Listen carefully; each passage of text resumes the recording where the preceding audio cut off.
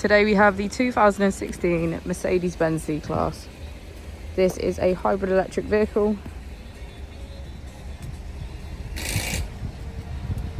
It has done just under 38,000 miles with an automatic transmission.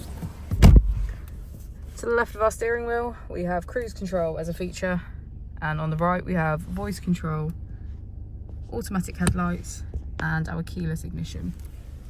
Moving on to our screen, we can access our vehicle settings, smartphone integration, media, radio, and navigation. If we put the vehicle into reverse, we can see that it comes with a parking camera with parking sensors. Just below our screen we have our AC with heated seats on either side. As we go into the back of the vehicle, we can see that it has a full leather black interior and get a good view of our panoramic roof.